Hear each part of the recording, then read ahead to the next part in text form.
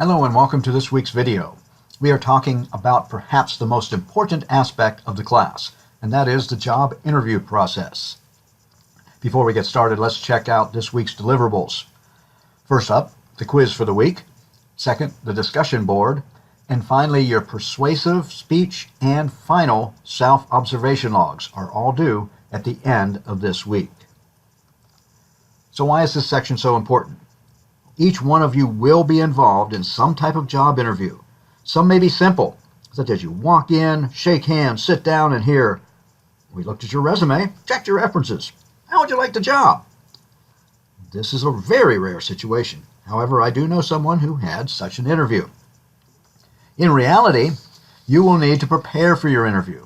What follows is the process beginning with where do you find jobs to the actual interview. We will focus on some of the important questions in the interview. In this week's content section, you will find a copy of the interviewing chapter from Dr. Ruth Livingston's Advanced Public Speaking book. I highly recommend you save this to your local drive or wherever you will be able to access it so you can review it before you go into your next job interview. Let's start with where do you find a potential job? According to Investopedia, the best way is networking. Networking is a group of people who know you as a college classmate or a business colleague. Networking may help you get an interview for that job that has not been listed. The second way is from referrals. Referrals come from people who know you and refer you to a particular company. These referrals can benefit you and the person who refers you. If you get the job, then your referent may also get a bonus. You can read this and other suggestions via the link in the content section of the course. Now we are going to get prepared for your pre-interview work. When you apply for a job, you're going to be asked for your resume, or at the very least, a list of your previous employers, your education, and references. It is good to have your resume on hand and make sure that it is up to date. When you change jobs, get an award, participate in specialized training, you should always update your resume. According to Minnesota State's CareerWise program, you should include your name and contact information, an objective, your education, employment experience, and other pertinent information. In this resume, you will see community service, Toastmasters membership. This illustrates significant leadership ability. Also noted are the awards the applicant has earned. You will find this sample resume in this week's content area in D2L. You now have learned of some jobs, and you have submitted an application along with your resume. And you get the job interview. What's next? Well, the first question you may have is, what do you wear? Find out what is worn by employees on a daily basis. If it's business casual, wear business casual. If it's business professional, wear business professional. If you are going for a job that has a specific dress code for safety or sanitary reasons, you may elect to wear either casual or business casual. If you have gotten the lead from a referral, you may ask the person who referred you, and they will be able to tell you what the best way to go with your dress. You would never go wrong with business casual. One of the issues are all of these are business casual. So again, check and look at what they are wearing when they go to work on a daily basis. So check before you go. You can't go wrong being dressed slightly better than what you would wear on an average day. I do have one suggestion. Leave the tux at home. So here you are. You're dressed and you're ready to go. Well, what time should you arrive? The general rule is to arrive approximately 15 minutes before the scheduled interview.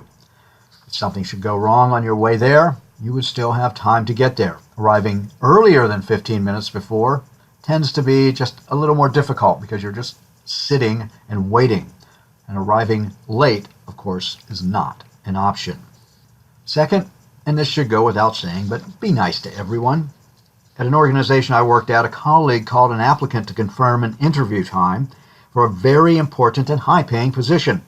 The applicant was very rude. When she reported the confirmation and the fact the individual was rude, her boss said to call back and cancel the interview. We should be nice because it's the right thing to do, but in the case of a job interviews, it can make a difference between getting and not getting a job. When you are called into the interview, firmly shake the interviewer's hand. Don't give a limp handshake or a bone-crushing one. Now it's time for the interview to begin. We are going to look at 4 sample questions. Dr. Livingston's handout has 10 questions. Again, I highly recommend you review this before your next interview. And before we start, I also want to note that you should never be negative in an interview. Should they ask about your past job where your boss was horrible to all of the employees, simply say something as I didn't have much room for growth, or I discovered that my passion is really for this type of job. Now, on to the questions. The first question is, tell me a little bit about yourself. Do not tell your life story. Keep it professional. Do not ramble. Provide the facts. And you may also want to add how you found out about the job. The next question is, tell me about an academic or professional failure you've had and how did you recover from it? First, what not to say. Don't ever say you've had no failures. Everyone has had failures. Maybe it was failing trigonometry in college or giving the wrong information to a client on a phone call and losing a sale. Whatever it is, explain it in full detail and how you recovered. Tell the interviewer what you have learned from the experience. This is a key component, so you don't keep repeating the same mistakes over and over and over. Finally, under no circumstances should you talk about a personal failure such as, I've slept in and missed many meetings. The third question to consider is, why should I hire you among other qualified applicants? This is a time to sell yourself and not be shy. Explain your past successes and traits that others may not have. Note leadership roles you've had in school or other organizations. Avoid cliché answers such as, I am honest, I'll be on time, I'll work hard, whatever those mean. Leave those types of generalities to the other candidates. Finally, note your excellent communication skills. Have an example ready, such as the time you were able to sell a customer when no one else could. The final question is, do you have any questions for me? The initial response is always yes. Do your homework about the company and ask a question maybe about the new merger. Ask the interviewer why they like working there. And if they say they don't like working there, you may want to reconsider that you may not want to work there. Ask why the job is open. Did someone get promoted, quit, or get fired? Is it a new position? Do not ask questions that are self-serving. These are things such as salary, healthcare, vacation, or other such items that are strictly in your interest. Save these questions for the callback.